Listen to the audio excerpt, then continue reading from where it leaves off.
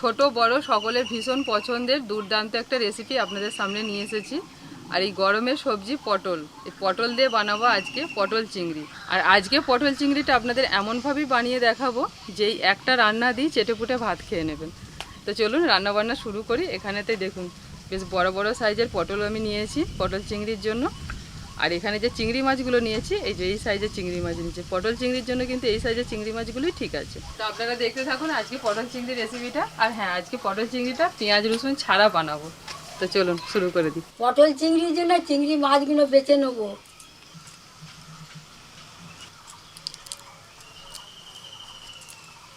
একটু ল্যাজটা রেখে ছাড়াবো। ঠিক আছে, ন্যাসটা রাখলে একটু দেখতে ভালো লাগে। এই যে ঠিক এরকম করে। পটল চিংড়ির জন্য একটু কচি কচি পটল নেবেন, একটু বড় বড় পটল নেবেন, কারণ ভাজার পর পটলগুলো আবার একটু ছোট হয়ে যায়। একটু বড় বড় নিলে না দেখতেও ভালো লাগে, খেতেও ভালো লাগে। আজকে তোমার পটল চিংড়ির জন্য যেমন পটল এসেছে আর তেমন চিংড়ি মাছও এসেছে, কেউ কমতি নয়। টাটকা তাজা পটল হ্যাঁ, আজকেই চাষিরা বাজারে নিয়ে এসেছে। মাছটাও খুব ভালো মাছ।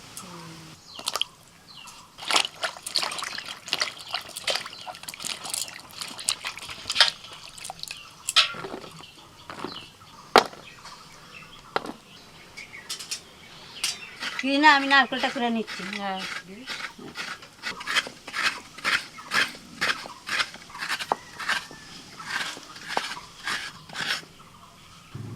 এতক্ষণ 2 মূর্তিতে কাজ হচ্ছিল, এবার 3 মূর্তি হয়ে গেলাম।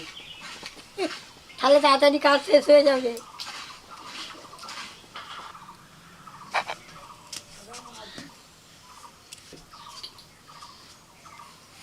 কয়েকটা বাটনা আছে পরপর বেটে নেব।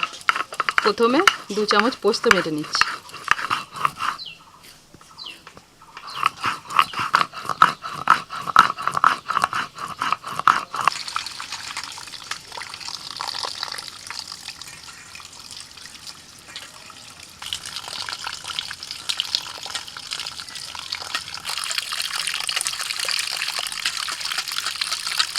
পোস্তটা বাটা হয়ে গেছে, এবার কাজু বাদাম নারকোল আর মগজদানা একসাথে বেটে নেব। আর এখানেতে একটা মালাই করা হয়েছিল, এক মালাই থেকে আমি অর্ধেকটা নিয়েছি, বাকিটা রেখে দিচ্ছি। এই যে অর্ধেকটাই লাগবে, মানে অল্প এইটুকুন নারকোল হলেই হয়ে যাবে, 2-3 চামচ মতো।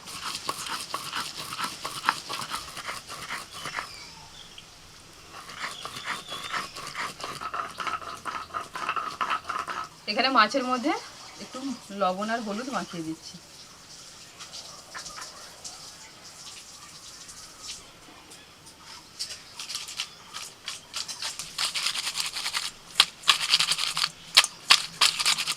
বুবলু সোনাকে স্কুলে পাঠিয়ে তারপর এখন আমাদের রান্নাবান্না করতে আসা। রান্নাবান্না করতে আসতে না একটুখানি দেরি হয়ে যায়, মানে একটু বেলা হয়ে যায়। তো আমি 2টো বাটনা বেটে নিয়েছি আর মা একটা বেটে দিচ্ছে। তো উনানটা না ধরালেন অনেকটা দেরি হয়ে যায়।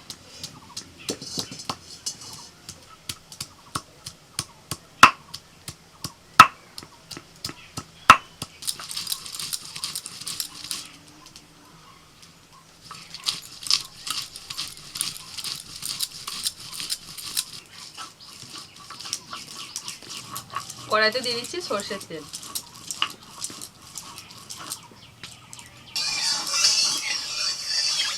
প্রথম দিকে কাঠের উনান ধরতে একটু সময় লাগে, এবার উনানটা ঠিকঠাক জ্বলছে।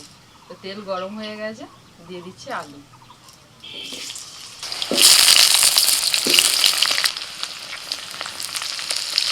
হলুদ গুঁড়ো দিলাম, এবার দিচ্ছি লবণ।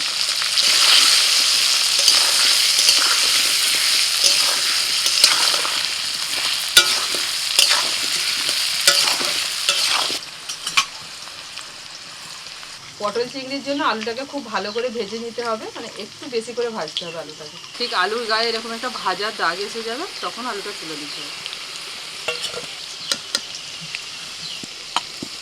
এবার ওই তেলের মধ্যে ভেজে নিচ্ছি পটল।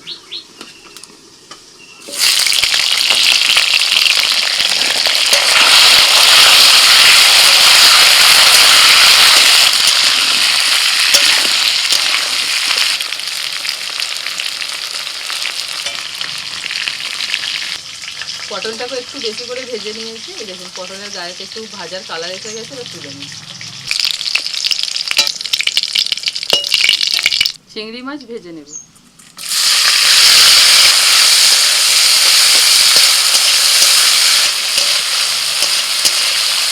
চিংড়ি মাছ বেশিক্ষণ ভাজিনি, 30 সেকেন্ড মতো চিংড়ি মাছটা ভেজে নিয়েছি। তেলের মধ্যে দেওয়ার পরে দেখুন কালারটা চেঞ্জ হয়ে গেছে, একটু নাড়াচাড়া করে তুলে নিচ্ছি। তেলের মধ্যে ফোড়নে দিচ্ছি 2টো শুকনো লঙ্কা, 2টো তেজপাতা, 2 টুকরো দারচিনি, 4টে এলাচ আর গোটা 4 লবঙ্গ। সাথে দিচ্ছি অল্প একটু গোটা জিরে। ফোড়ন থেকে ভাজার একটা সুন্দর গন্ধ বেরোচ্ছে। এবার দিয়ে দিচ্ছি আদা কাঁচা লঙ্কা বাটা, লবণ, দিচ্ছি টমেটো বাটা। আদা কাঁচা লঙ্কা টমেটো বাটাটা একটু ভালো করে ভেজে নিয়ে এবার আমি কিছু গুঁড়ো মশলা দেবো। 1 চামচ জিরের গুঁড়ো, 2 চামচ দিলাম ধনের গুঁড়ো, কাশ্মীরি লঙ্কার গুঁড়ো 1.5 চামচ, 1 চামচ হলুদ গুঁড়ো।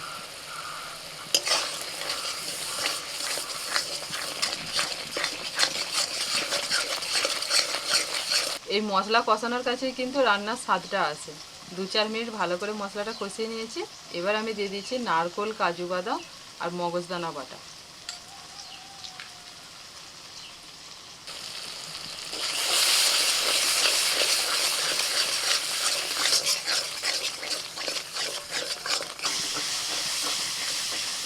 এইভাবে আস্তে আস্তে মশলাটাকে মিনিট 5-7 ধরে কষিয়ে নেব।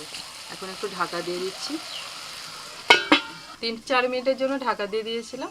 এবার ঢাকা খুলে একটু নাড়াচাড়া করে দেবো। তেলটা আস্তে আস্তে উপরে উঠিয়ে যাবে। ভাজা আলু দিয়ে দিচ্ছি।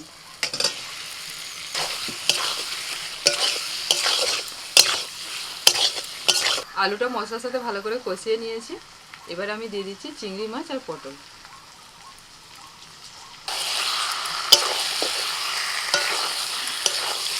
অল্প করে একটু জল দিচ্ছি।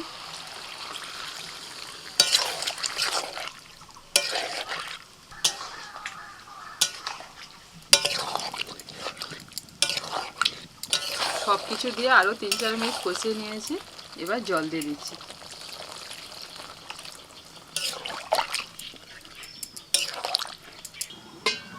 মিনিট 10 ঢাকা দিয়ে দিয়েছিলাম। এবার দেখি আলুটা সিদ্ধ হলো কি। হ্যাঁ, আলু সিদ্ধ হয়ে গেছে, আলু পটল সব সিদ্ধ হয়ে গেছে। এবার আমি দিয়ে দিচ্ছি পোস্ত বাটা।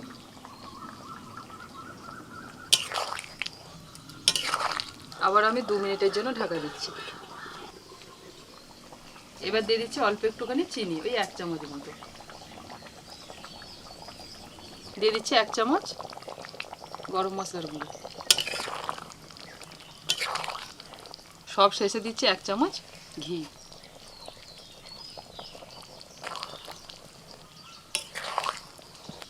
ব্যাস, পটল চিংড়ি হয়ে গেল। পটল চিংড়ি যদি বাড়িতে রান্না করেন এইভাবে একবার রান্না করে দেখবেন। পেঁয়াজ রসুন ছাড়াই পটল চিংড়িটা এত সুন্দর খেতে হয়, অনুষ্ঠান বাড়িকেও হার মানিয়ে দেবে।